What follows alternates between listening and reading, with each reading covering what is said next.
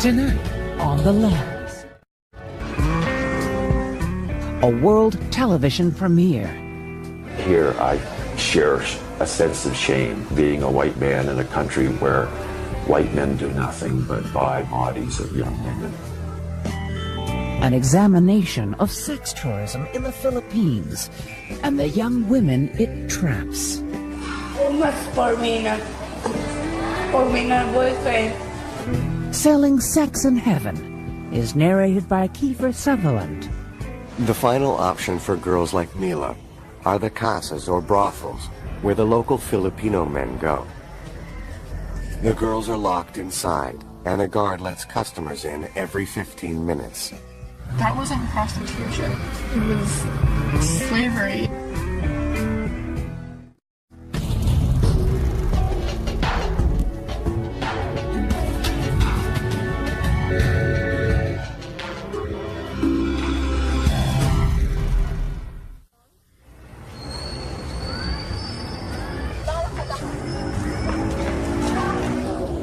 When I first met Mila, I observed her. She keeps on roaming around along Fields Avenue. I thought she is crazy because she doesn't stay put. She goes from one place to another. Then I found out that she is just too friendly, that she wants everybody to be her friend. Well, actually, I was sitting taking a rest in the Fields Avenue area, and she approached me. And she immediately sat down beside me and started becoming very affectionate. She had her head on my shoulder and her arm around, and she just seemed so vulnerable. She was so small and so tired.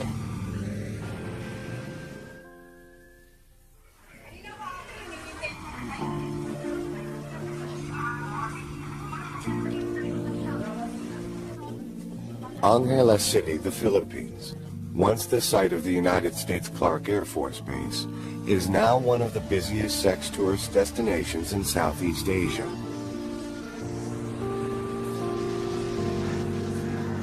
Men come from all over the world for some male bonding, cheap beer, and even cheaper women.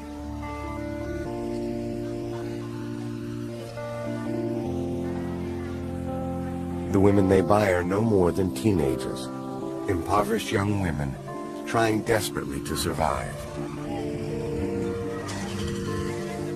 The men may be young or old, attractive or not, it's irrelevant. In the Philippines, their money makes them kings.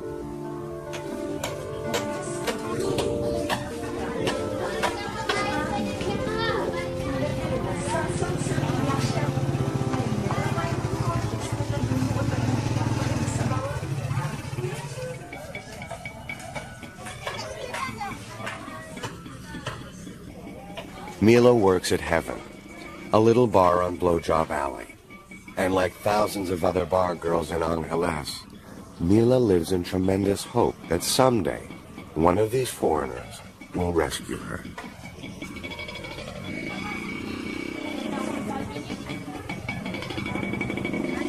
Pwede mong sabihin ngayon sa akin kung ano ang pangalan mo? Mila. Mila. Mila ano? Zamora. Zamora. Yung ba yung talagang pangalan mo? Okay. Saan ka nanggaling? Anong probinsya ka galing? Saan probinsya ka galing? Sa Pangasinan. Pangasinan. Parehas kami.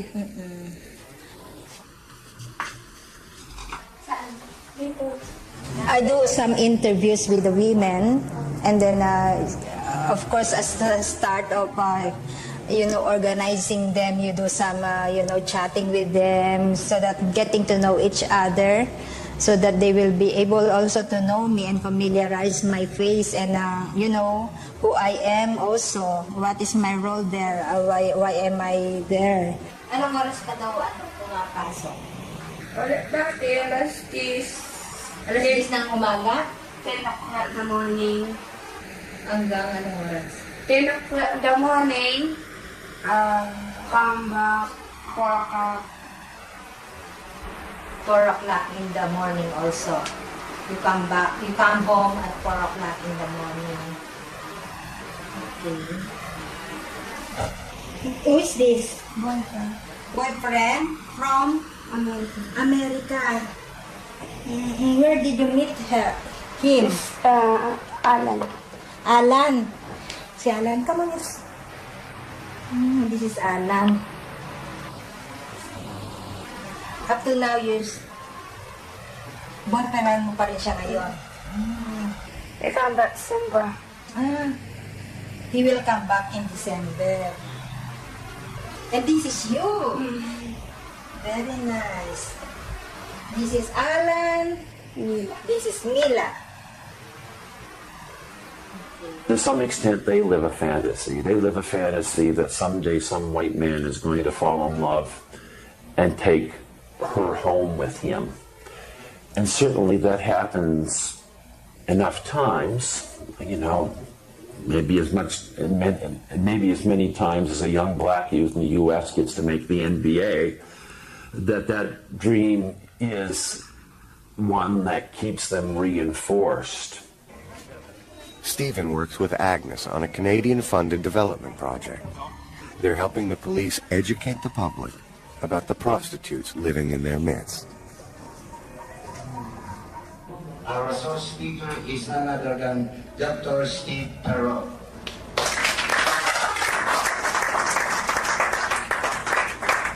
I'm involved in this project, Sex Trade in the Philippines, in Angeles City, in my role as a psychologist at Mount St. Vincent University, and also because I spent 10 years as a police officer in Halifax Regional Police.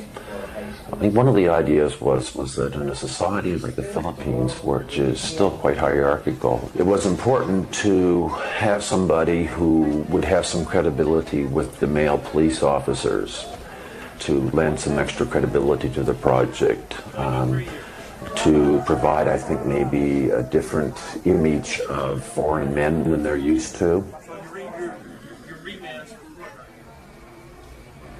Also working with Stephen and Agnes are project interns Jessica and Angela. Fresh out of university and full of idealism, they're going to change the world. Since I've been here, I've just wanted to have this big dream of making some kind of macro level change and changing the lives of not just individual women, although it's nice to have a rapport with them and have individual relationships with them, but to make a bigger change to affect all of the women. And however unrealistic that is, I think it's really necessary for my state of mind to think that I can in some way help with a big change that can happen here.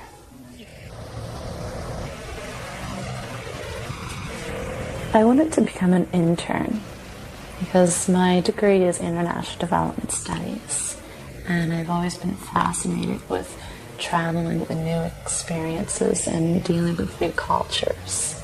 My main goal of the job is to interview as many of the women as possible and do it in a light that they trust me. I find it very important to build up that trust and build up a friendship.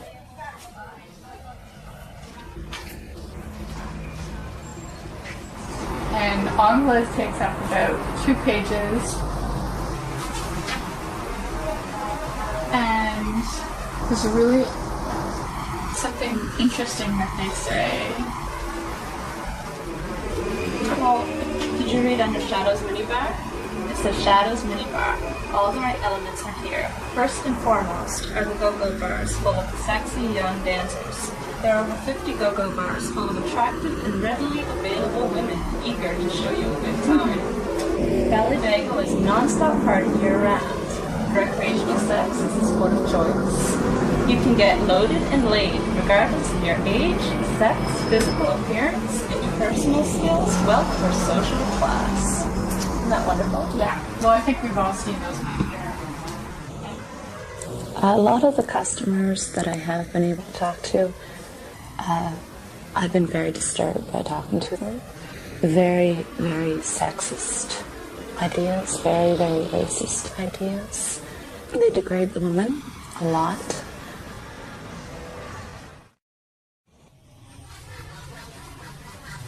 One of my favorite places to go and talk to the women is Shadows Bar. I was up there at one point talking to them, and this customer came in, sat down, and the girls stiffened. They knew who he was, and they were all whispering in my ear, like, don't talk to him, he's not a nice person, you know, just avoid him. And at one point he was going around saying, and who's going to be the lucky woman I get to sleep with tonight?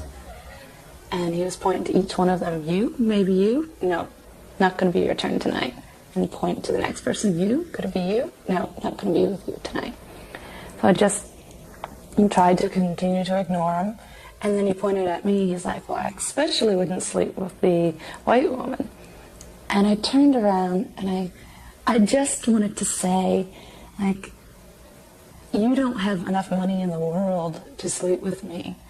And I opened up my mouth and I bit my tongue literally to stop myself, because that would be indirectly insulting the women. It's interesting walking in the Fields Avenue area or anywhere in this city as a white man, because immediately you are a customer.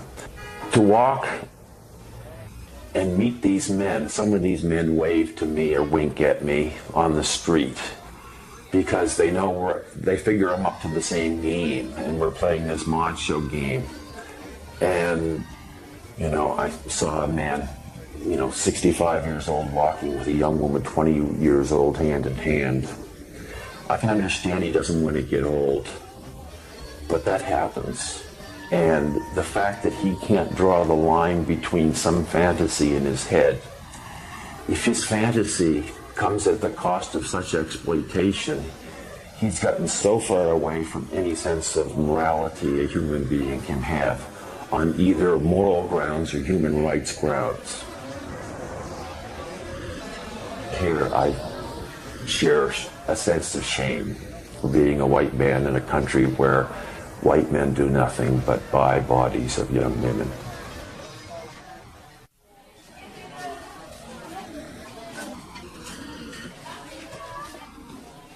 The first time I met Mila, I was walking down East Santos, and she just started walking with me. I was curious.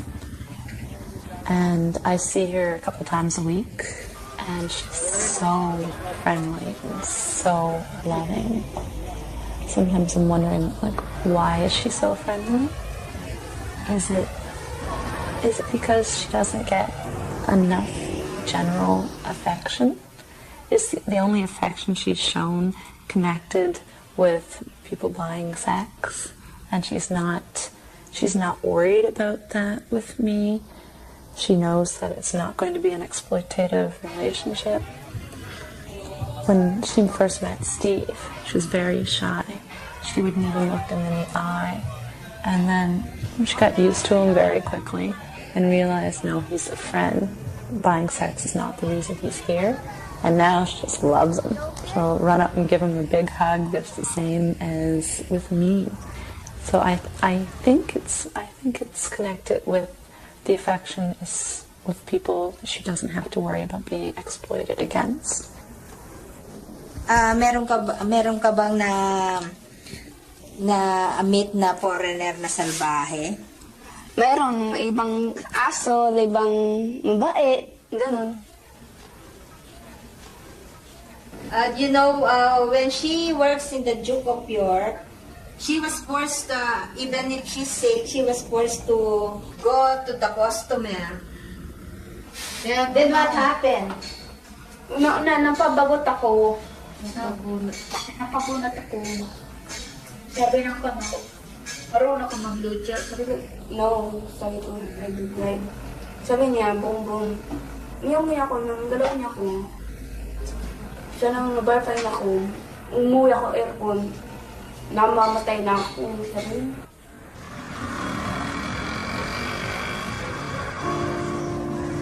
Mila is 21, And though she looks and acts much younger, she's already had a lifetime of experiences.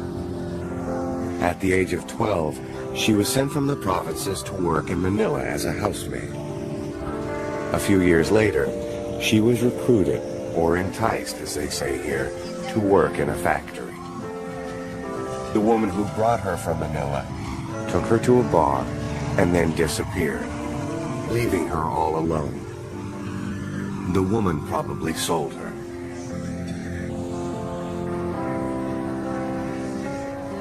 Mila was only 17. She had no money, and she didn't speak the local language. She's been working in the bars ever since. A maid at 12, a prostitute at 17. It's almost unimaginable. And yet Mila's story is not uncommon. I come here in 1995, but I'm come here a cherry girl, about 14 years old, but I don't know. I said my friend, she working in restaurant, but me is not good because it's working in the bar. That's why, and then it's hurt because I lost my cherry in the bar. A lot of the women have been raped or sexually harassed, sexually assaulted, and this is a common theme that runs through them. And a lot of the women have said, well, I wasn't a virgin anymore, I wasn't worth anything.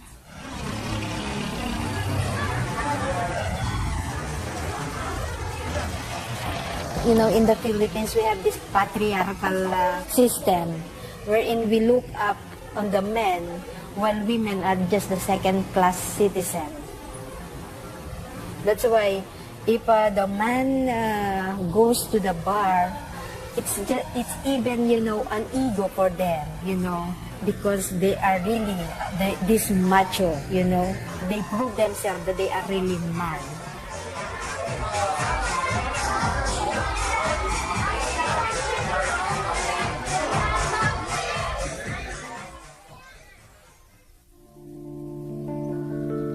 The Philippines was colonized by the Spanish in the early 16th century and by the Americans in 1898.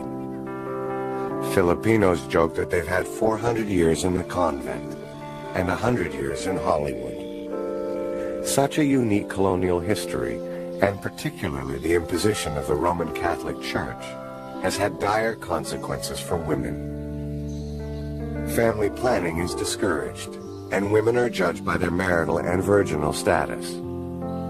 Men are free to pursue mistresses, prostitutes, or so-called minor wives with impunity.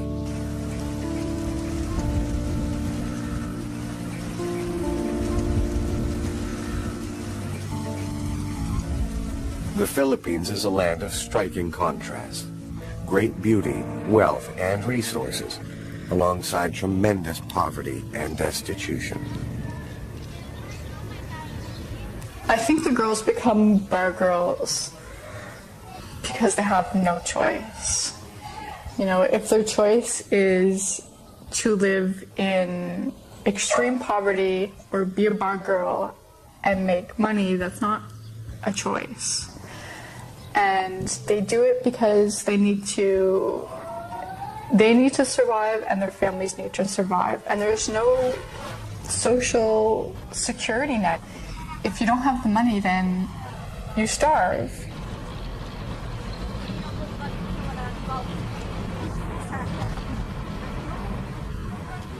Mila is from Benmali, an old fishing village in the province of Pangasinan.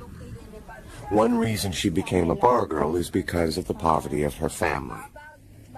She is the fifth of 10 children and only went to grade 6. According to Filipino custom, the older siblings are responsible for the younger ones, so most of the money Mila makes is sent home to her family. Naiiyak ako ng first time ko na sa Tapatino. Mas sige na. Mila's agreed to take Agnes and her friend Feli, who speaks the local dialect, to meet her family in Benmali. When we are on our way to Pangasinan, she always kept on telling me she's shy. She's very shy that we will see their situation and we will meet her parents. She told me that their house is very small and they have nothing to show us. They have no livelihood. Only the mother who is a laundry woman. That's why she's very shy.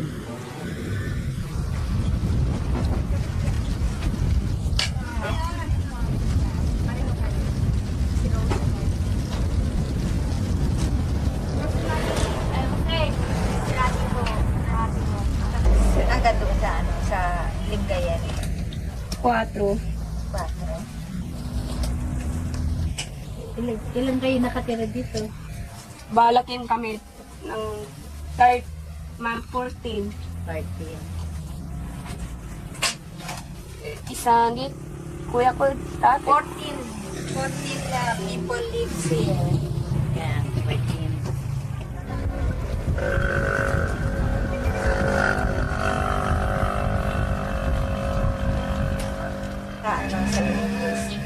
I see the one in the nice girl. It's nice. The name is Rosing. Ano pinito mo? Gascon. Rosing Gascon. Rosemary Gascon is the niece of Mila. She had an accident when she was 2 years old.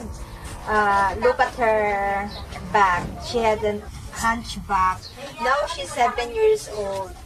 They cannot fix it anymore because, you know, they doesn't have money to treat this girl.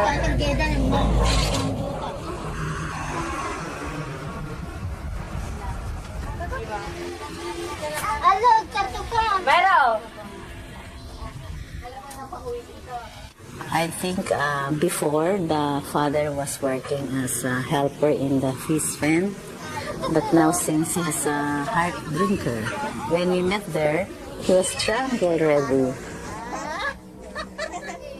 Bukas po, ilang taon sa akin? 53. 53! Nire-rebless kami sa iyo. Babalik kami sa Mayo. Babalik po kami.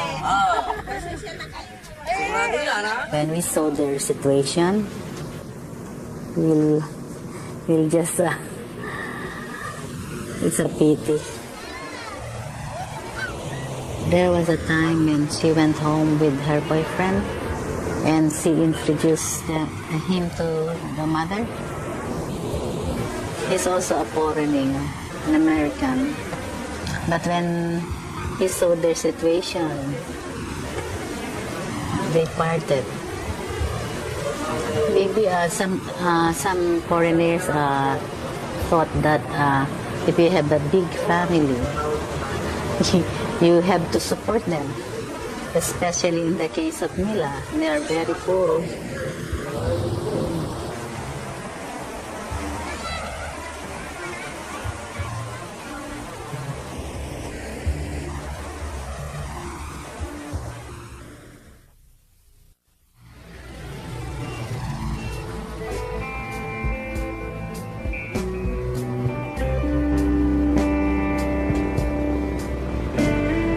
Angeles City was home to the United States Clark Air Force Base from the Second World War until the early 1990s.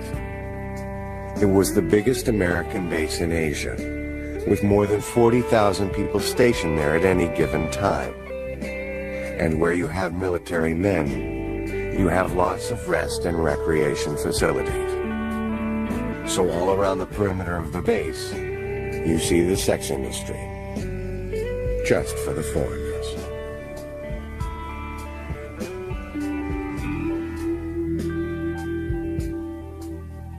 Mount Pinatubo erupted in 1991, devastating Angeles City and the surrounding areas. The Americans abandoned Clark, but left all the infrastructure behind. The airstrips, living quarters, a state-of-the-art hospital, and of course, all the bars.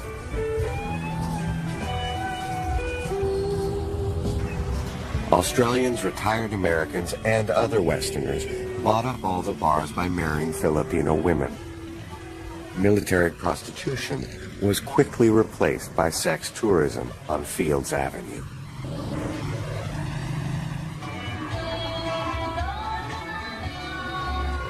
Prostitution is illegal in the Philippines, so officially there are no prostitutes.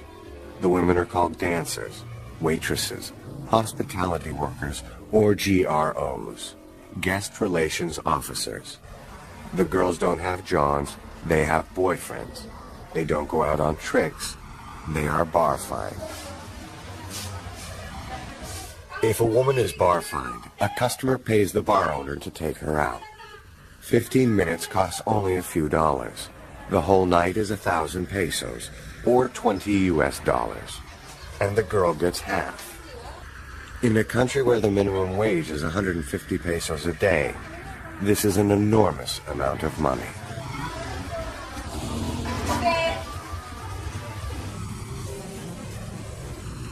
Another piece of the infrastructure left behind by the Americans is the social hygiene clinic. It was set up to make sure prostitutes were not infected with sexually transmitted diseases, so the military men would be protected. The clientele may have changed, but the system remains the same, operated now by the municipal government.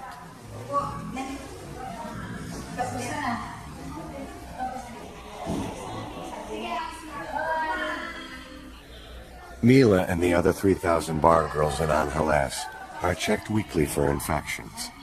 After getting the test, which the women pay for themselves, they wear tags on their bikinis, proclaiming them clean. It's a catch-22 for the women. Since prostitution is illegal, but also regulated by the government, and a huge double standard since male customers are not registered, checked, or criminalized in any way.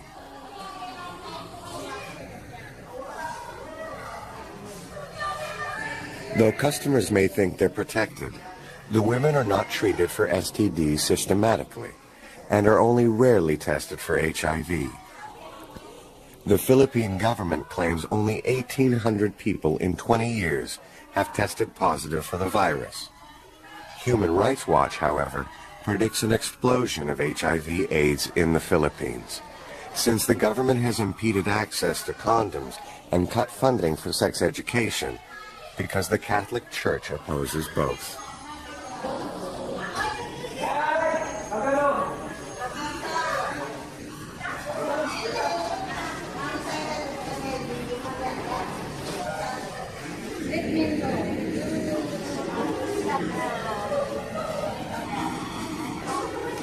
So, after you get your pro book, health card, your health card, what do you do next? You go to the table.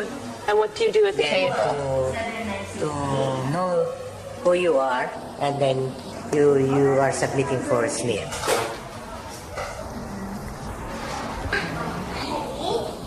So what are all these metal, cold-looking instruments? This instrument wherein we stick wherein we put it to find it out. So there's a whole bunch of them. Whole bunch of them. And is there only one girl in this room at a time, or is there a few waiting? Or? They all line there, then one by one they stick. So at home, when women go for pap smears, it's very personal, private. Yes. So there's not the same privacy here.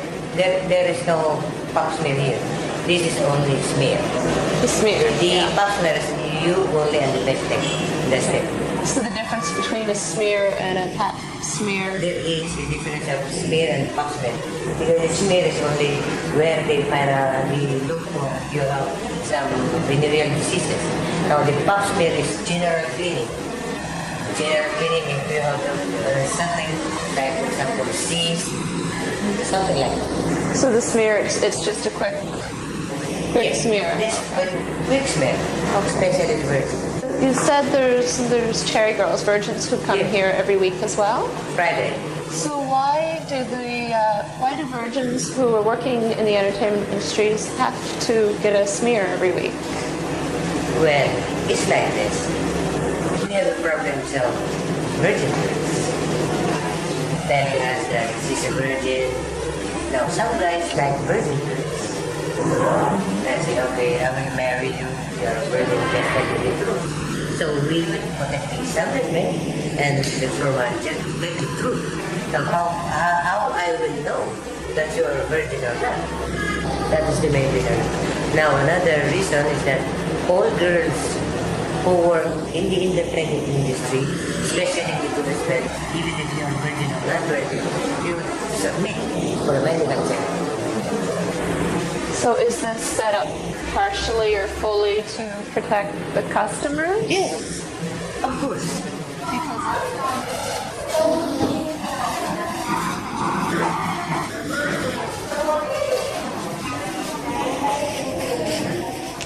You know, there are a lot of discrimination with this kind of women. They look down on the women because they think that these women are dirty women, you know, in particular. And, you know, because, you know, you keep on going from one man to another, and they look like Mary Magdalene. I'm not sure what to say to them when they tell me that they're raped by their father when they're 12. I'm not really sure how to react when they say that the worst thing about working in the bar fine is that you don't know the person. You may end up being killed. Miss my boyfriend. She like belly boy, bangla. She like shirt style. She like Everything. everything you like. She like me. She said, kill me or max. She killed me. She killed me. My friend. You must get for me. It says, no sleep for me. Almost 5 o'clock. She like, almost kill me. Almost shot in the back na. Almost cry for me. It's hurt. Really hard for me. Hard. Almost for me na boyfriend.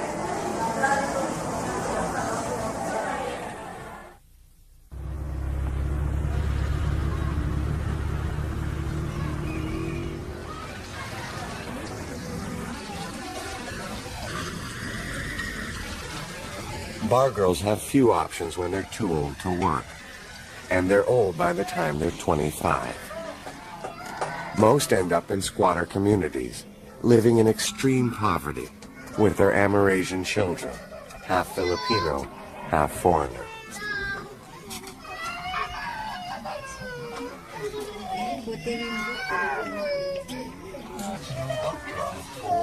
Agnes works with women like Preciosa Colompiano, who lives in a slum with her Amerasian son, Paul. Paul's father was an American pilot who abandoned them more than 20 years ago. You and Bigas. How long ago was this? How long ago did you graduate? 3 years na. 3. Wala pa? Or 2 years? 2.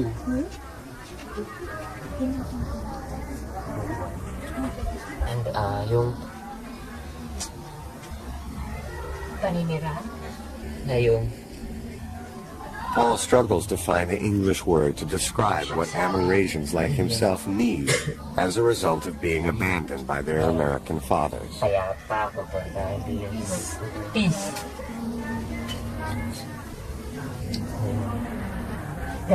Ano pa? Yung tungkol sa'yo. What about you, Nanay? What's your experience being a mother of an Amerasian? Do you have any experience being a mother of the Amerasian? Do you encounter some, you know, I don't discrimination? Hindi. Now, how do you spend your life? Working hard Yeah. So that they can get an income for our daily needs.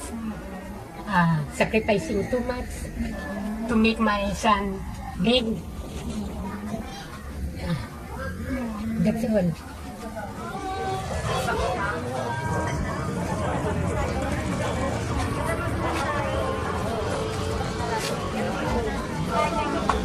Another option for older bar girls is to become a mama-san, a manager or pimp for the younger women.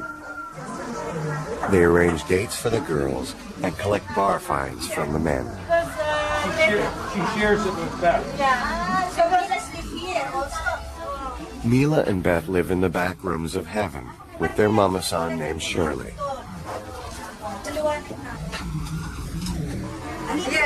This is a picture of Beth. And here's son.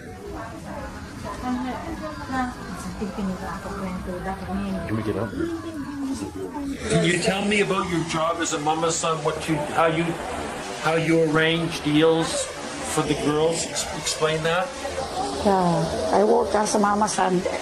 I sit there and sometimes customer, and then ask the customer something to drink, and then if they have some good time somewhere, that's all.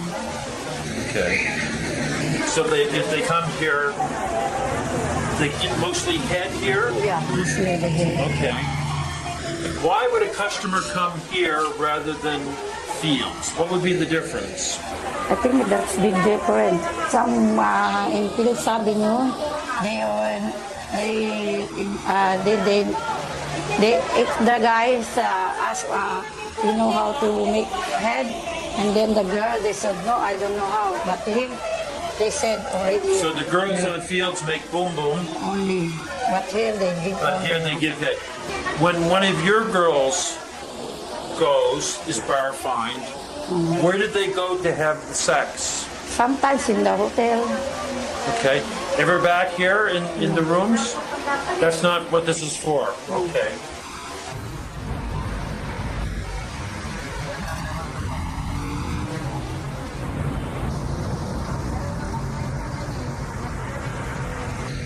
The final option for girls like Mila are the casas or brothels, where the local Filipino men go. The girls are locked inside, and a guard lets customers in every 15 minutes. In many ways, bar girls are much better off than the casa workers, who get about 50 cents a customer and have up to 15 men every night.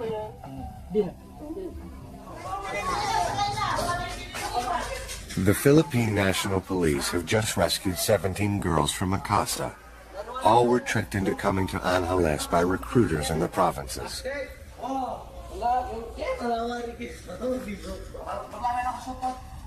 Yes, the casa looks like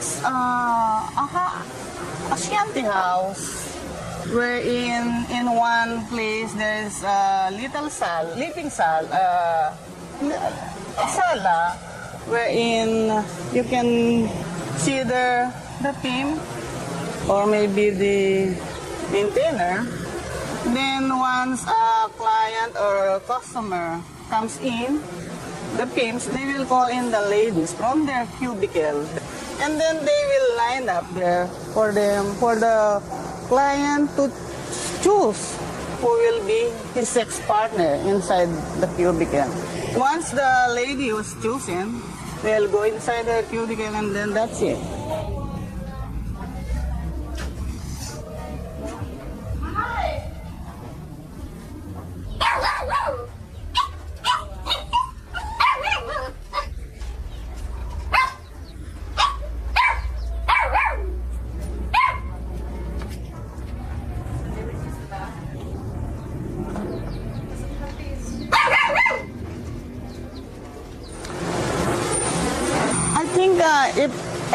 If anyone who could go there and see that kind of situation, no one will tell that that's fine.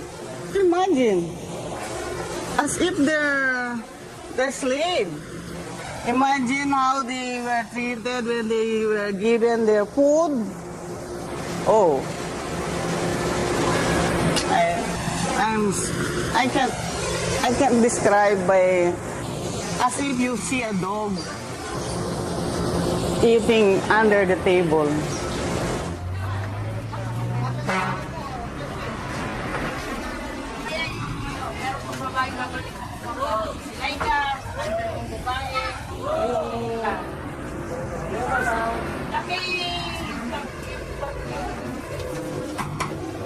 I guess the most disturbing thing is the trip into the casas. To go into the catacombs or the bowels of these casas, which are ugly enough to begin with. And you just go further and further back and you see young women, 2 of them living on a little cot on a piece of concrete. And to know that even in the middle of the night, if one of them is called upon to perform a sex act, she has to give up her bed to let this go on. To recognize that there is no way out of there, that you could be born, live, and die in those catacombs. And that is very disturbing. I don't think that many can even visualize how gut-wrenching being in there is. How long have you lived here?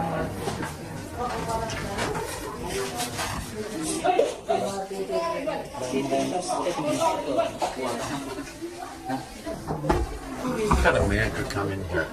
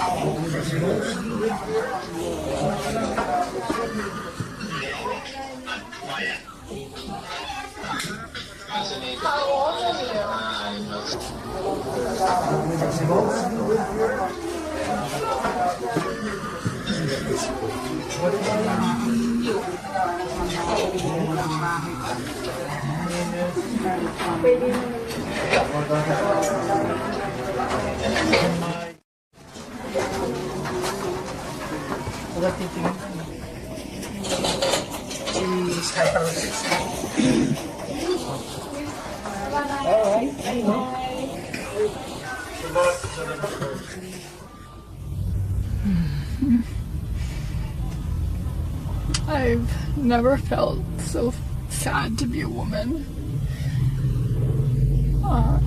I've never felt so disgusted by humanity. To see these girls living in rooms that were no bigger than 8 feet by 4 feet, 2 to a room, living there 24 hours a day, with nowhere to go, was disgusting, and I felt sick to my stomach, and I wish I could have thrown up so that people would have known exactly how disgusted I was.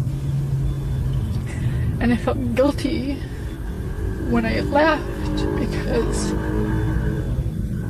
it was like I was leaving them behind, and I don't want anyone to feel like that, and it makes me feel like not what I'm doing is useless, but how much can I really achieve. And what I'm doing is that the work that I'm doing with women is ever going to reach women who are so low on the totem pole. You know, I have this idea of prostitution, and that wasn't it. That wasn't prostitution. That was something completely different. It was slavery. It was the most horrid thing I've ever seen in my whole life.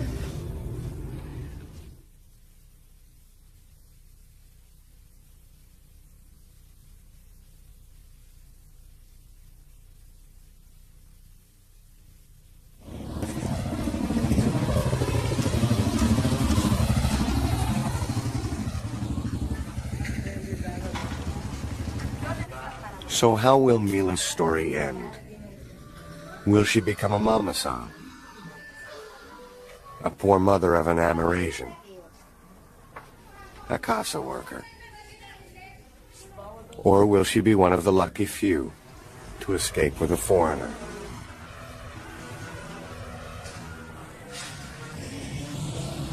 Mila got pregnant to an American. I asked her if, did you ever tell this, this American that you're pregnant? She told me yes, but he did not promise anything about the pregnancy.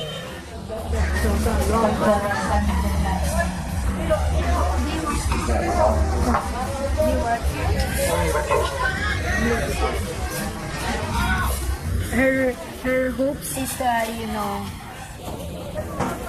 get another foreigner to give her a good future.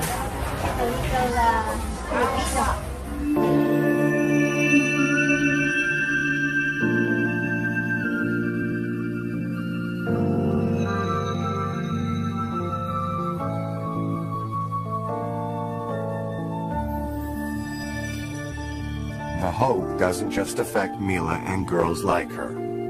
All these children suffer as well. Some will end up in the bars.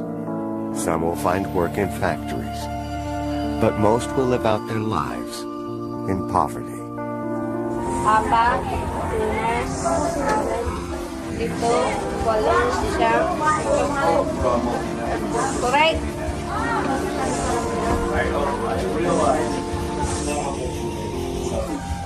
Actually, my vision, is to go out of the country, to work there outside the country while I am, raising funds with other. I don't know if this is an impossible dream, but I do hope someday it will be a possible dream.